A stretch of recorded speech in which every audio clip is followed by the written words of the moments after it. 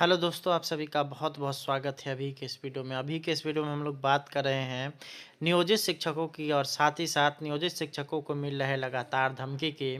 तो यहाँ पे इस बार धमकी शिक्षा विभाग के द्वारा फिर से दिया गया है, जिसमें इनके द्वारा कहा जा रहा है कि जो भी शिक्षक सक्षमता परीक्षा नहीं देंगे उन सभी को बर्खास्त कर दिया जाएगा। और अभी जो है नया नया ताज़ा ताज़ा एक पत्र जारी हुआ है, और आप लोग अगर इस एग्जामिनेशन को नहीं देते हैं तो यहाँ पे इस पत्र के अनुसार आप लोग को जो है सेवा से बर्खास्त कर दिया जाएगा। उससे पहले इस वीडियो को हम लोग आगे बढ़ें इस वीडियो में आगे बढ़ें तो उससे पहले आप लोग अगर सक्षमता परीक्षा की तैयारी कर रहे हैं और आप चाह रहे हैं कि एक ही बार में सफल हो जाए, तो एक नंबर नोट कर लीजिए 97 094 72 735। इस नंबर पे आप लोग जुड़ करके सक्षमता परीक्षा से रिलेटेड पीडीएफ मटेरियल प्राप्त कर सकते हैं। और आप जितने भी नियोजित शिक्षक हैं वो सभी एक ही बार में सफल हो सकते हैं। यहाँ पर आप लोग को क्लास 3 से लेकर के 8 तक हर एक क्लास का चैप्टर वाइज आप लोग को नोट्स मिल रहा है। साथ ही साथ आप लोग को इम्पोर्टेंट क्वेश्चन और साथ में प्रैक्टिस सेट वगैरह भी यहाँ पे प्रोवाइड किया जा रहा है। तो उम्मीद करते हैं कि आप लोग जुड़िएगा। इसके लिए आप लोग का फीस 399 रुपये है। तो चलिए हम लोग आगे बढ़ते हैं और आप लोग को इस पत्र के विषय में बताते हैं, जिसमें यहाँ पर किस तरह से नियोजित शिक्षकों को धमकाने का काम किया जा रहा है शिक्षा विभाग के द्वारा। तो चलिए हम लोग आगे बढ़ते हैं। तो यहाँ पे आप लोग देख सकते हैं, अभी बस कुछ ही देर पहले यहाँ पे शिक्षा विभाग के द्वारा एक पत्र जारी किया गया है, जिसमें यहाँ पर है कि बिहार विद्यालय विशिष्ट शिक्षक नियमावली 2023 की कंडिका 4 के तहत सक्षमता परीक्षा से संबंधित गठित विभागीय समिति की बैठक की कार्यवाही।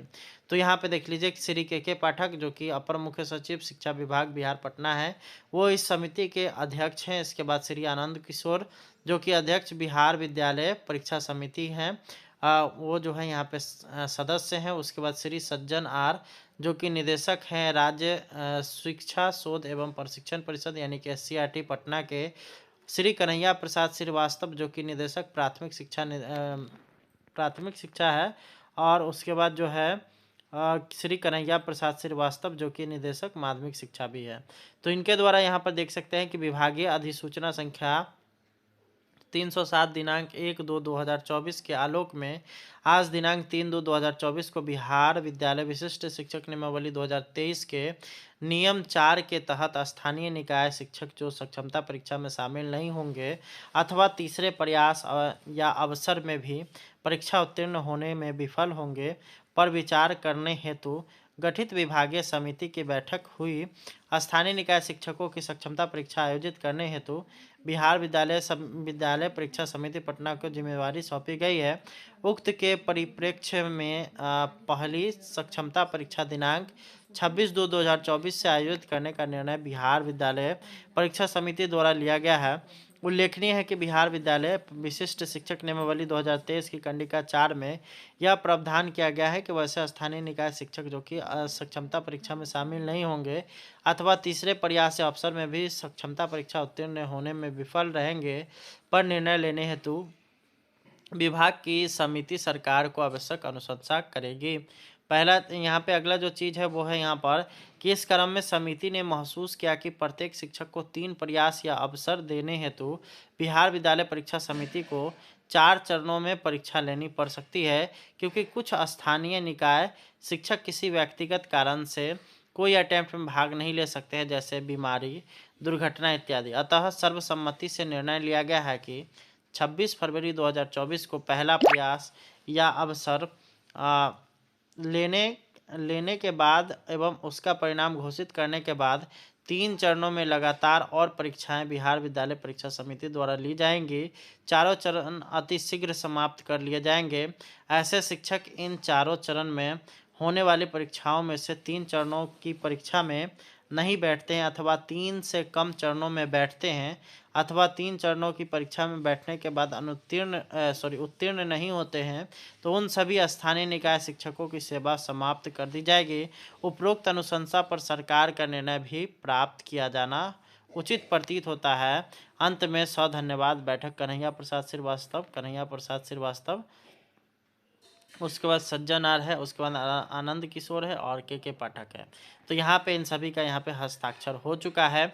और यहाँ पे अगर बात करिएगा कि यहाँ पर आप लोग अगर पहली बार अभी परीक्षा देने वाले हैं, उसमें अगर आप लोग फॉर्म अगर फिलअप नहीं करते हैं तो क्या होगा। तो अभी यहाँ पे देखिएगा तो ये आपका प्रथम प्रयास ही है।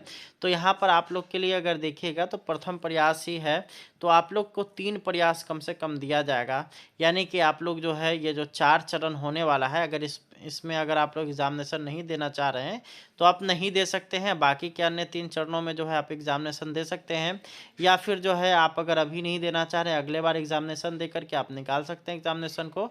तो अभी फ़िलहाल आपको इस एग्जामिनेशन में भाग नहीं लेने से आपको नहीं हटाया जाएगा, बल्कि यहाँ पर 3 चरण आप लोग को यानी कि 3 अटेम्प्ट ज़रूर दिया जाएगा और कम से कम 3 चरण आप लोग को ज़रूर दिया जाएगा। तो ये आप लोगों के लिए महत्वपूर्ण है, क्योंकि 3 चरण की अगर जो बात करिएगा तो यहाँ पर आप लोग को स्पष्ट लिखा हो गया है कि परीक्षा में 3 चरणों में शामिल नहीं होते या बैठते नहीं हैं, अथवा 3 से कम चरणों में बैठते हैं, अथवा 3 चरणों की परीक्षा में बैठने के बाद उत्तीर्ण नहीं होते हैं, उन सभी स्थानीय निकाय शिक्षकों की सेवा समाप्त कर दी जाएगी।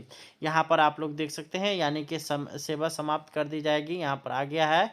और साथ ही साथ यहाँ पर ये अनुशंसा के लिए बिहार सरकार के पास इसको भेजा जाएगा। अब यहाँ पे बिहार सरकार यानी कि शिक्षा मंत्री के पास यह सीधे तौर पर जाएगा।